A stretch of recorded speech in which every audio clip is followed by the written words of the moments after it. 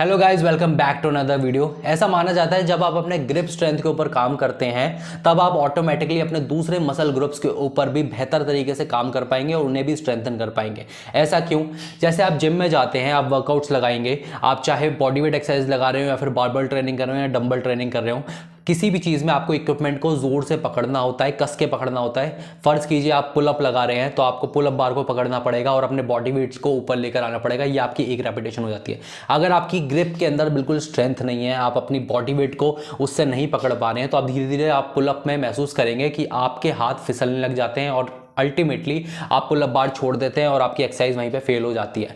तो grip strength बहुत ज़्यादा मैटर करता है। अगर आप डेडलिफ्ट कर रहे हैं, चाहे आप देखिए 150 किलो की डेडलिफ्ट करेंगे, अगर आप बारबल को जोर से कस के नहीं पकड़ पा रहे हैं तो आपका बारबल धीरे धीरे आपके हाथ से स्लिप होगा और वहीं पे आपका रैप फेल हो जाएगा। अगर आपकी ग्रिप स्ट्रेंथ होगी तो आप मैक्सिमम नंबर्स ऑफ रेपिटेशंस निकाल पाएंगे और उस एक्सरसाइज के अंदर ज़्यादा पावर दे पाएंगे अपनी, और ज़्यादा उससे आउटपुट ले पाएंगे, जिस इन द फॉर्म ऑफ अगर आपको मसल बिल्डिंग करनी है या फिर आपको इंड्योरेंस बढ़ाना है या स्ट्रेंथ ट्रेनिंग करनी है, कुछ भी आपका जो भी गोल होता हो। तो इसलिए ग्रिप स्ट्रेंथ बहुत ज़्यादा मैटर करती है। और ग्रिप स्ट्रेंथ बढ़ाने के लिए लोग बहुत अलग अलग तरह की एक्सरसाइजेस भी करते हैं जिम के अंदर भी, और आजकल बहुत सारी जिम एसेसरीज भी आ गई हैं। आपने देखा होगा हैंड ग्रिपर आ गया है, बहुत अलग अलग तरीके के, जो कि आपकी ग्रिप स्ट्रेंथ के ऊपर काम करते हैं।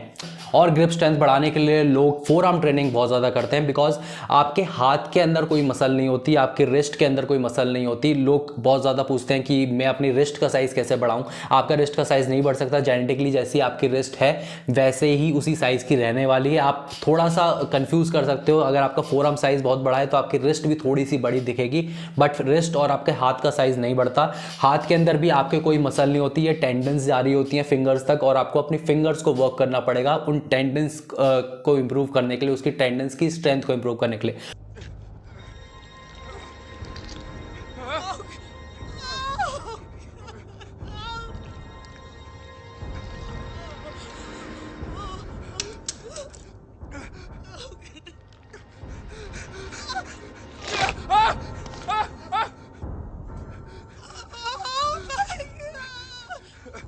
तो आज हम इस फिटनेस एसेसरी के बारे में बात करेंगे। इसको कहते हैं फिंगर एक्सपेंडर। इसको आपको अपने हाथ के अंदर पहनना है। ये एक स्ट्रैप है जो आपके रिस्ट के ऊपर जाएगा, और ये सारे रेजिस्टेंस बैंड हैं जो आपको एक एक उंगली के अंदर पहनना है। फिर आपको फिंगर्स को एक्सपेंड करना है, मींस दूर लेकर जाना है अपने फिंगर्स को। तो आज इसके बारे में बात करेंगे, क्या ये फिटनेस एसेसरी सच में काम करती है आपको बड़े फोर आर्म्स देने के लिए या फिर आपकी फोर आर्म्स के ऊपर वेन्स लाने के लिए। तो इसको पहन के मैं आपको दिखाता हूँ, फिर आगे बात करते हैं। तो गाइस, फिंगर एक्सपेंडर को यूज करना काफी ज्यादा आसान है। ये आपको स्ट्रैप को अपनी रिस्ट के ऊपर बांधना है, और यहाँ पे आपको दिख जाएगा एक हुक लगे हुए हैं सारे। ये प्लास्टिक का है तो ये टूट सकता है, और ऊपर आपको रेजिस्टेंस बैंड मिल जाएंगे। ये ऊपर वाले 4 आपको बांधने हैं अपनी फिंगर्स के लिए, और ये नीचे आपको एक इस वाले होल के अंदर डाल देना है अपने थंब के रेजिस्टेंस बैंड बांधने के लिए। अगर आप राइट हैंड यूज कर रहे हैं तो अब ये थंब वाला जो रेजिस्टेंस बैंड है ये आपको इस वाले होल के अंदर डाल देना है, बिकॉज राइट हैंड में आपका जो थंब है वो इस हाथ पर होगा। तो इसको हम फिंगर एक्सपेंडर बोलते हैं, और इसका काम भी यही है कि आपके फिंगर्स को आपको एक्सपेंड करना है इसे पहनने के बाद। तो ये अब मैं धीरे धीरे दूर लेके जा रहा हूँ और रेजिस्टेंस मुझे फील हो रहा है। इस समय मैंने पूरा रेजिस्टेंस बैंड खींच दिया है। अब मैं अपने हाथों को क्लोज लाऊंगा तो ये मेरे हाथों को अपनी तरफ खींच रहे हैं, ठीक है, बट मेरे को इसे रोक के रखना है। ये एक रेपिटेशन हो गई, ये दूसरी।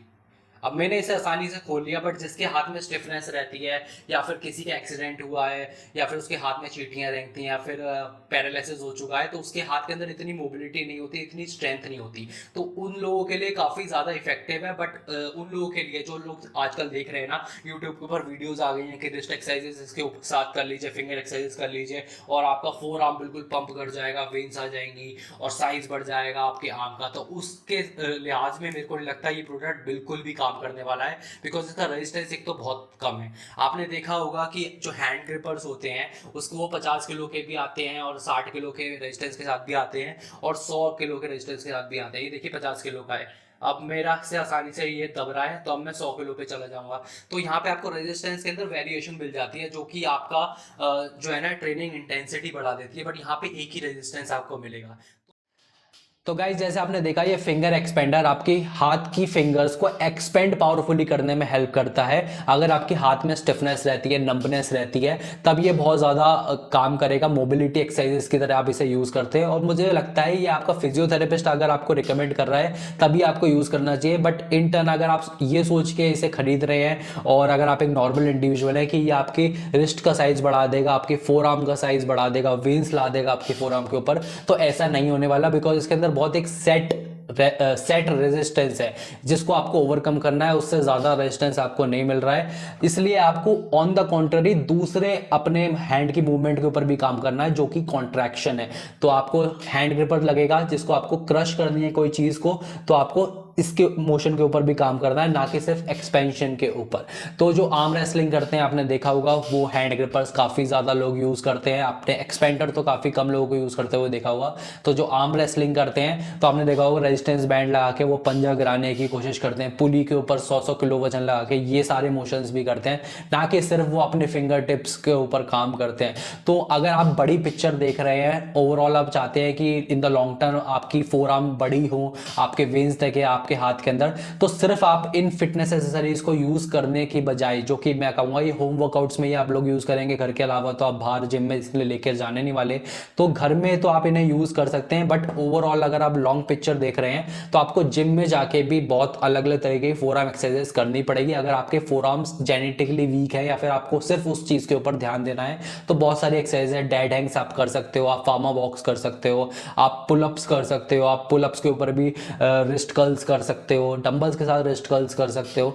तो बहुत अलग अलग तरह की एक्सरसाइजेस हैं जो कि जिम में आपको जाके परफॉर्म करनी चाहिए। सिर्फ आपको इन फिटनेस एक्सरसाइज के ऊपर रिलाई नहीं करना चाहिए। बट अगर आपको फिर भी ये अपने घर के वर्कआउट्स के लिए चाहिए तो मैं फिंगर एक्सपेंशन से ज्यादा मैं आपको कहूंगा कि आपको एक हैंड ग्रिपर खरीदना चाहिए जो ज्यादा इफेक्टिव भी और ये ज्यादा रेजिस्टेंस के साथ भी आपको मिलेगा। तो ये 50 केजीज का रेजिस्टेंस है, आप 60 केजीज के रेजिस्टेंस वाले भी हैंड ग्रिपर्स मेरे पास है, मैंने सबके रिव्यू कर रखे हैं, तो आप वो बिल्कुल बाय कर सकते हैं। सो ये थी आज की एक शॉर्ट वीडियो। आप बिल्कुल भी एक असमंजस में मत रहिएगा कि सिर्फ इनको यूज करने के बाद आपकी रिस्ट बिल्कुल पॉप करने लगेगी, आपकी वेन्स दिखने लगेगी, ऐसा कुछ भी नहीं होता है। और आप बहुत जल्दी इन सब चीजों से बोर हो जाओगे और इसे 2-3 दिन के अंदर करना छोड़ दोगे। तो ये आपकी एक शुरुआत की एक इच्छा है कि आप इन्हें खरीदो और इसे शायद आप यूज करोगे, बट बिल्कुल बहुत बोरिंग चीजें हैं ये।